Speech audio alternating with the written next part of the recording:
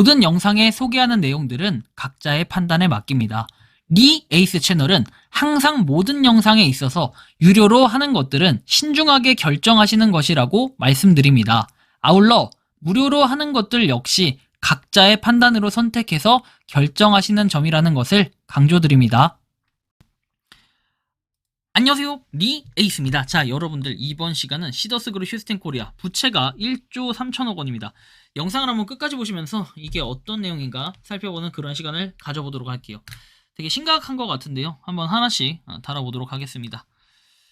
자, 일단은 채권 신고는 제 이름으로 했는데 송금한 사람이 제 엄마라고 경찰서 신고는 피해자 엄마 이름으로 하라네요. 금수대에 전화해보셨어요? 하니까 지금 양천경찰서에서 진술을 하고 있다. 경찰서에서 송금한 사람이 엄마라고 엄마가 피해자래요. 경찰서에 진술한 거 그거 서울청 금수대에 그대로 익었는다라고 얘기를 해요. 그리고 나서 얘기하는 거는 채권 신고는 민사로 돈 받는 거라고 경찰서랑은 별개라고 합니다. 그렇기 때문에 서울청 금수대에 전화를 해보셔야 돼요. 그리고 파산 채권 신고는 당연히 별개지요.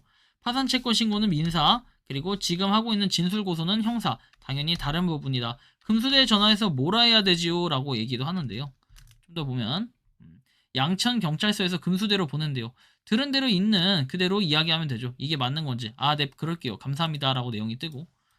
자, 제1회 채권자 집회 사전 보고서 요약 및 법적 검토에서 나왔습니다.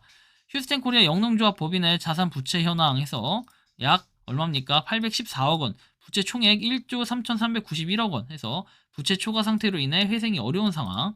그 시사점은 자산보다 부채가 16배 이상 많아서 재정적 회생이 현실적으로 불가능하다. 신탁된 자산, 그리고 임대차 보증금, 부동산 등으로 인해 즉시 변제가 가능한 자산이 제한적이고 일반 채권자의 변제 가능성이 극히 낮아서 국세가 1,200원, 200억 원, 그 다음에 임금 채권이 1순위로 변제되며 일반 채권자는 후순위 배당, 보고서에도 배당 가능성이 희박하다라는 결론을 내렸고요. 시사점은 1순위 변제 후에 자녀 자산이 없을 가능성이 크다. 일반 채권자의 경우에는 소송과 가압류, 기타 법적 내용을 고려해야 된다라고 나오며 자산 구성 변제 가능성 분석에서 814억 원 자산 내역, 현금 및 금융자산, 일부 존재하나 상당 부분이 압류 동결됐다. 부동산 자산, 신탁 설정된 부동산 포함, 다만 변제 활용이 어렵다. 그리고 임대차 보증금, 주요 자산 중 하나. 그러나 5년 내 대부분 소멸 가능성이 있다. 뭐 이런 얘기도 하는 거고.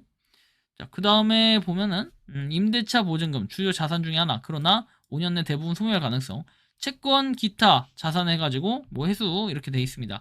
가능성이 낮아서 실제로 어떻게 됩니까? 가치가 불확실하다라고 얘기하고 시사점, 부동산 및 보증금이 주요 자산이나 신탁 장기 계약으로 인해 현금화가 어렵다. 즉시 변제 가능한 그런 규모를 명확히 알 수가 없다. 그리고 파산 절차 완료 예상 시점 29년 10월 법적 행정 절차로 인해서 최소 5년 이상 소요 예상 자산 정리, 법적 분쟁, 배당 절차 등의 영향으로 지연 가능성이 높다. 시사점 일반 채권자는 최소 5년 이상 대기해야 할 가능성이 크다. 채권 신고 마감 매각 자산 매각 절차, 배당 개시 시점을 사전에 파악해야 되고 파산 절차가 오래 걸리는 이유, 자산 정리 및 환과, 현금화 과정의 어려움, 신탁된 자산, 부동산 등으로 인해 신속한 매각이 어렵고 일부 자산은 법적 분쟁에 걸려 있어서 정리 절차 지연 가능성이 있다. 뭐 등등등 내용이 쭉 나와 있는 거 한번 확인하시면 될 것 같아요. 자, 이렇게 한번 보시고요. 다음에 보면은 시사점에서 나오죠. 파산 절차가 복잡하고 법적 행정적 요인으로 인해 예상보다 길어질 가능성이 크다. 일반 채권자는 변제까지 장기간 대기해야 하므로 법적 대응을 병행해야 함. 법적 대응 및 시사점 814억 원 즉시 현금화 가능한 비율을 명확히 분석해야 함. 신탁된 자산이 변제에 활용될 가능성이 있는지 법적 검토 필요하다.